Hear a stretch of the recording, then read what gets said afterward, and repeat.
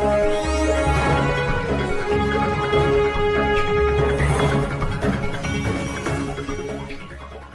भारत ने बालेन शाह को दिया है जोर का झटका धीरे से, जिसका असर धीरे धीरे लोकली फ्रस्ट्रेशन में दिखने जरूर लगेगा।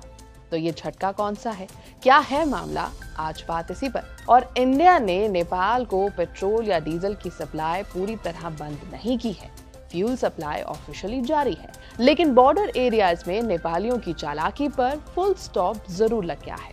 और ये सब हुआ है नेपाल की 100 रुपए से ज्यादा सामान खरीदा तो कस्टम ड्यूटी लगेगी वाले रूल के जवाब में। ये पूरा विवाद नेपाल की नई कस्टम्स एनफोर्समेंट पॉलिसी से शुरू हुआ। अप्रैल 2026 में नेपाल सरकार ने उन रूल्स को सख्ती से लागू करना शुरू कर दिया, जिनके तहत भारत से आने वाले 100 नेपाली रुपए से ज्यादा वैल्यू के सामान पर कस्टम्स ड्यूटी लगती है। ये ड्यूटी 5% से लेकर 80% तक हो सकती है और इसके ऊपर 13% वैट भी जुड़ता है। यह नियम पहले भी मौजूद था, लेकिन इसे लूजली लागू किया जाता था। अब बॉर्डर पॉइंट्स, खासतौर पर बिहार, उत्तर प्रदेश और उत्तराखंड से लगे इलाकों पर इसे स्ट्रिक्टली एनफोर्स किया जा रहा है। इसका सीधा असर डेली यूज आइटम्स पर पड़ रहा है। दाल, cooking oil, sugar, packaged food, textiles जैसे जरूरी सामान अब महंगे हो गए हैं। नेपाल के तेराई रीजन में इसके खिलाफ प्रोटेस्ट भी दिखने को मिले, क्योंकि वहां की इकोनॉमी काफी हद तक क्रॉस बॉर्डर इनफॉर्मल ट्रेड पर डिपेंड करती है।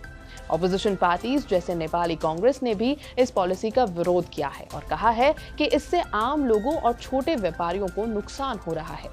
इसके बाद भारत के बॉर्डर गांवों में भी मार्केट सूनी मिली और लोकल शॉपकीपर्स ने सरकार से इंटरवेंशन के लिए गुहार भी लगाई।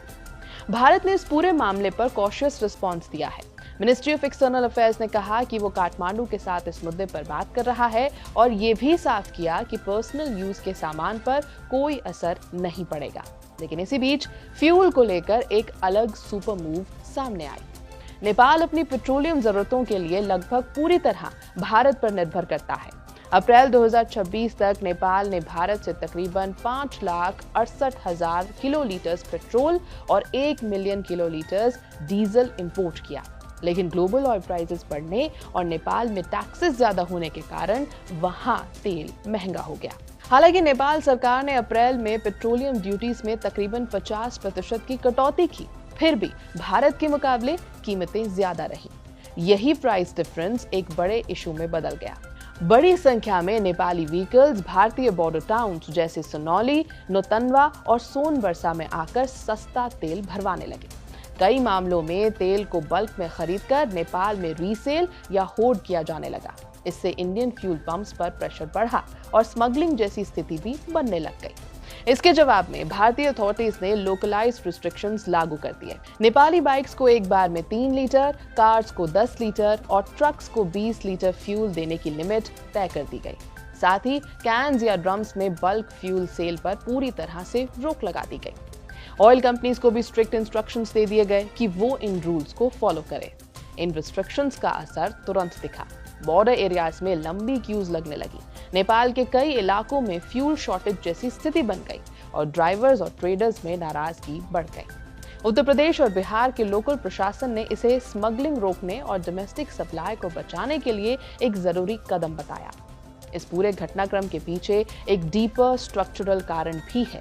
भारत और नेपाल के बीच 1950 का treaty of peace and friendship open border की अनुमति देता है, जहां लोग और कई गुड्स रिलेटिवली फ्री मूवमेंट कर सकते हैं। लेकिन यही ओपननेस कभी कभी प्राइस आर्बिट्रेज को बढ़ावा देती है, जहां लोग सस्ते बाजार से खरीदकर महंगे बाजार में बेच देते हैं।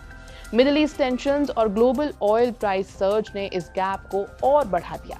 हालांकि भारत ने कुछ पेट्रोकेमिकल्स पर जून 2026 तक कस्टम ड्यूटी में राहत भी दी है ताकि सप्लाई चेन स्टेबल रहे, लेकिन ग्राउंड रियलिटी में बॉर्डर लेवल कंट्रोल्स जरूरी समझे गए। ये सिचुएशन 2015 के ब्लॉकेड क्राइसिस की याद जरूर दिलाती है, लेकिन इस बार मामला उतना सिवियर या पॉलिटिकली एस्केलेटेड नहीं है। इम्पैक्ट की बात करें तो नेपाल में सबसे ज्यादा असर दिखने लगा है। तेराई रीजन में फ्यूल शॉर्टेज हुई है, ट्रांसपोर्ट कॉस्ट में वृद्धि हुई है और डेली गुड्स की कीमतों में भी उछाल देखा गया। वहीं भारत में लोकल फ्यूल अवेलेबिलिटी कुछ हद तक स्टेबलाइज हुई क्योंकि होर्डिंग कम हो गई। क्रॉस बॉर्डर ट्रेड जो डेली लाइवलीहुड का हिस्सा है वो जरूर प्रभावित हुआ है और बालेन शाह की नई सरकार पर सवाल भी उठने लगे हैं। डिप्लोमेटिक लेवल पर देखें तो दोनों देश सिचुएशन को एस्केलेट नहीं करना चाहते। भारत ने साफ किया है कि ये national level fuel cut off नहीं है, बल्कि सिर्फ मिसयूज रोकने के लिए लोकल रिस्ट्रिक्शंस हैं। लेकिन नेपाल की चालाकी पर अंकुश जरूर लगा दिया गया।